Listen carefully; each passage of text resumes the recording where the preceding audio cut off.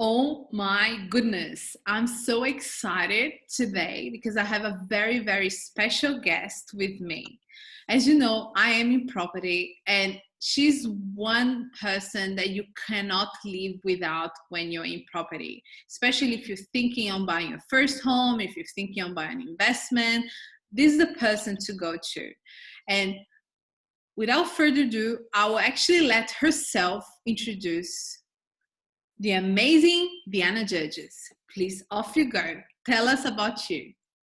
Well, hello, my name is Deanna Gurgis. My company that I work for, or I part own, is Rescom Conveyancing. So we are conveyancers, and I got into the conveyancing business to help people. My aim was to help people and to educate people, because I know when I bought my first home, I had no idea what I was doing. The conveyancer that I used is actually my business partner now, and he's the one who actually helped me along the way and taught me everything I needed to know about getting a property. And in turn, I could then help others. So that's the main reason why I got into conveyancing, to help people and so they could understand, because there's power in education.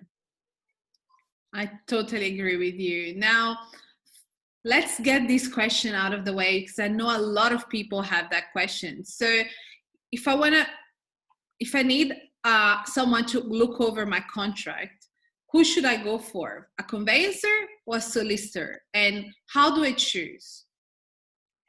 So a conveyancer specializes in property. So any questions you need to know about property, a conveyancer would know. Solicitors, sometimes they do conveyancing, but it's not their main role. They have other parts of the law that they use, and they do conveyancing on the side as a bonus. A conveyancer is also going to be a lot cheaper than a solicitor as well. At the end of the day, when you choose a solicitor, you're paying for the degree as opposed to paying for the knowledge. So just because it's a solicitor, it doesn't necessarily mean that they're going to have more knowledge than a conveyancer on the property side of things.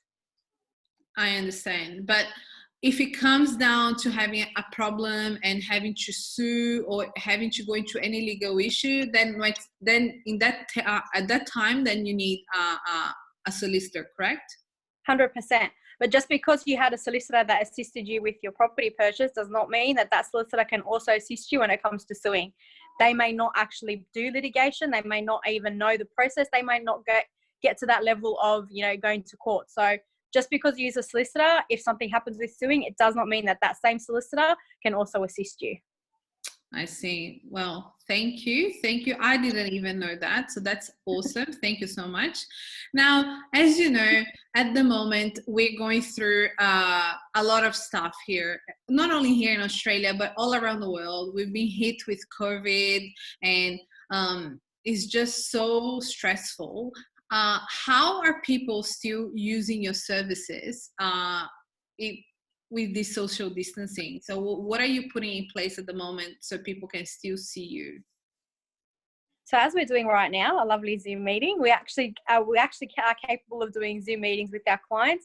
We also do FaceTime, WhatsApp movies, or WhatsApp video, FaceTime, anything that the clients are comfortable in doing, we're more than happy to do. I mean, I actually was on the phone call FaceTime with clients at 8 o'clock a couple of weeks ago because it was a convenient time for them. They had finished work and we sat together. I was at home, had my robe and my slippers on, and we had a lovely discussion about their contract and the property that they were going to purchase. So we're here to make the client comfortable. I mean, our office is still open and we still do home visits if they want to, as long as obviously they're not, they don't have COVID-19 symptoms or they're not sick. So our aim is to make the client as comfortable as possible. Any options that they need, we have available.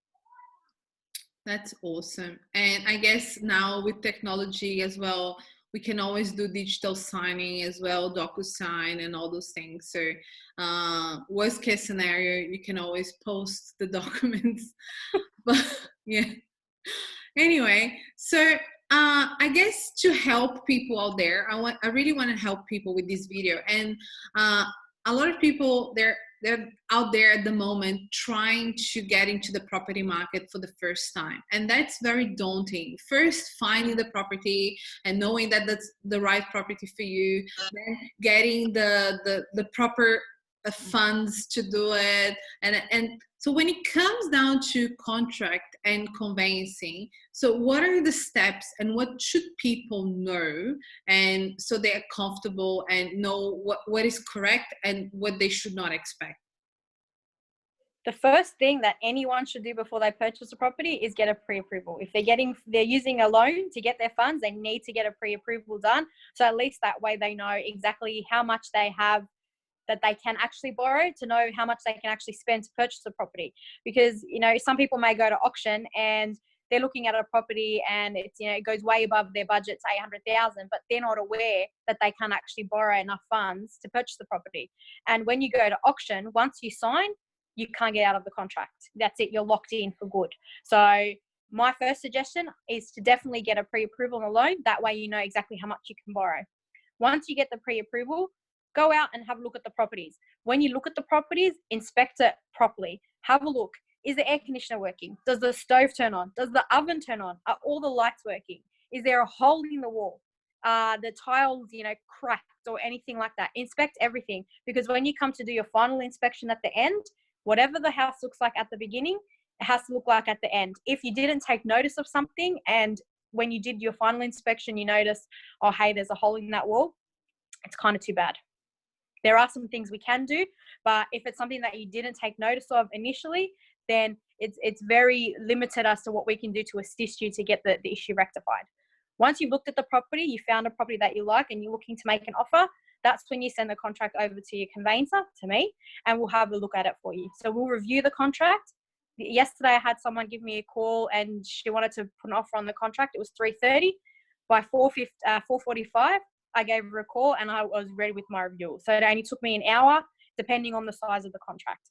So for us, we review the contract, then we'll give you a call. We'll have a discussion about if there's any issues in the contract, anything that we think you should, you know, take note of or be aware of. You know, for example, if you tell me that you're looking to subdivide the property, that's when we go through and we definitely have a look at if there's any issues with subdividing, if there's any easements, if you have a sewer running underneath where you're unable to subdivide.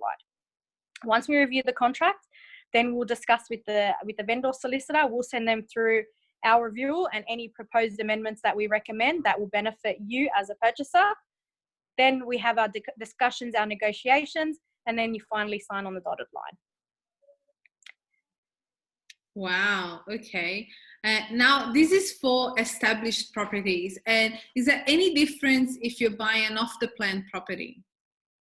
Obviously, with an off-the-plan, you can't inspect it beforehand because there's nothing to inspect. So with an off-the-plan, it's a little bit more trickier when you come to purchase a property. There are a lot more conditions in an off-the-plan purchase than there are in an actual established property. With off-the-plan, you kind of don't know what you're getting. But there is the display homes that you can have a look at. When you go through, the display homes generally are exactly what it is that you're going to be, but there may be some minor differences. Obviously, it's not going to be furnished the same. Your property might be split around, like, you know, the opposite way, mirror image. It just depends. With an off the plan, the benefit, especially for a first home buyer, is that they can get the first home owners grant because there's not established house. They are able to get an exemption or a concession of stamp duty depending on the purchase price. And if the property is over $750 that they're purchasing, then they are applicable to get the $10,000 first home owners grant. With an off the plan, there are a lot more conditions in there that will benefit you as a buyer. So that, for example, some off the plan contracts will state in there that if the property, once it's registered, is within 5% difference, variance of what you initially wanted to buy. So if it was supposed to be 100 square meters, and then when you go to buy it, it's 90 square meters, obviously that's a variance of more than 5%. There is condition clauses in the contract that will allow you to rescind on the contract. So there's also defect clauses as well, which give you 3 months after you purchase the property, where you can let them know if there's any issues and they'll fix it for you. So the developer, a lot of the time, is very lenient with an off the plan because obviously no one knows what's going to happen in the future. Okay. And how about house and land? Is it different as well, the way the contracts work? With the house and land contract, you get to pick the way the house is going to be built. So once you pick the lands and the land area, then you pick your actual your plan for the build. it's two separate contracts. So with an offer plan, it's the one contract, everything's all included. The developer builds it the way the developer has got the approvals done. With a house and land, you're buying the land first, and then you'll pay for the build after. So it's two separate contracts. We do review both contracts for you, and we can make amendments on both contracts to make sure you're getting the best outcome. But after the land is built, it's you and the builder working together to make sure the property is built. So once you buy the land, you don't deal with the vendor anymore. Okay, so now if you go around Sydney, especially on the southwest, and a lot of those areas, they're still being developed. You're gonna see a lot of billboards selling house and land packages turnkey. And I know those turnkey are kind of tricky contracts, because there are stuff in there they can put in where they can still charge you something after they start building.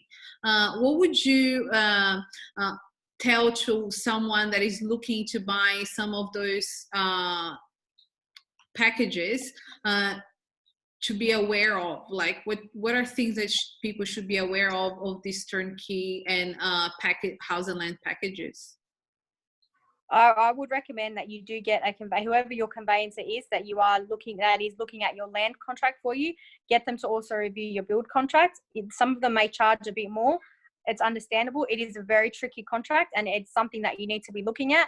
There are sometimes certain clauses in there where if there is a delay, if they can't get the right appliances, they can't get the right products for the windows or the bench tops, then they may actually change it without letting you know. There's a lot of times in the contracts they say that we can change it without advising you. Generally, it is of equal or more value, but you never know at the end of the day. Like as a buyer, as someone who's as a regular person, you're not going to know how much a stone bench top costs compared to a Caesar stone bench top. Everything sounds so tricky and so complicated, but I guess it's always good to engage a professional. Now, let's say I'm looking to buy something, and the moment I get you to have a look at the contract, do I pay you straight away, or I pay you a fee for review and then a fee if I want to move forward and use you for that contract? How does that work? So with our company, it's the first review for the contract is free. If you proceed with that contract, then we do charge you our fee, and that fee we don't get until the end, until your settlement happens. If you get us to look at a contract, for example, for an established home, you don't proceed with that, and you want us to review another contract for you, we charge a fee. It's $165 per contract to review, which is just in addition to what our regular fee is. That's very good. That's great to know. And does that work the same for off the plan? Do you only get paid at settlement, or is it half now and half for a settlement? Depending for the off the plan, it depends on when the sunset date is. So the sunset date is the date that the developer anticipates it'll be registered. If it's going to happen, in the same year or within a year and a half, then we just get the fee at the end. If it's going to happen within 2, 3, 4, some even 5 years, then we ask for a full part of the fee up front and then the remainder at settlement. Okay. Wow. Okay. Thank you so much, Deanna. I think that was very, very helpful and insightful for a lot of people. Now, let's say people want to reach out to you, ask you questions, or even get you to review their contracts. What would be the best way to reach out to you?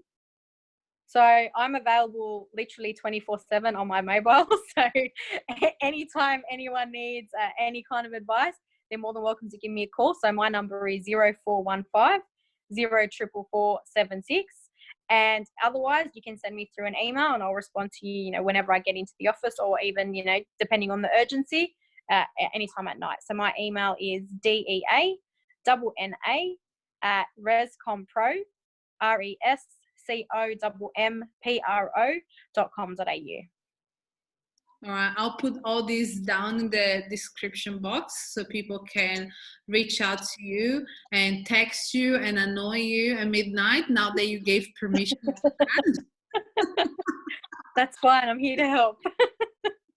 And Thank you so much for your time. I really appreciate it. And thank you for all your knowledge, and all the best. And I guess as soon we get to see each other again, I'll give you a big hug. I know you will. Thank you very much, Pina.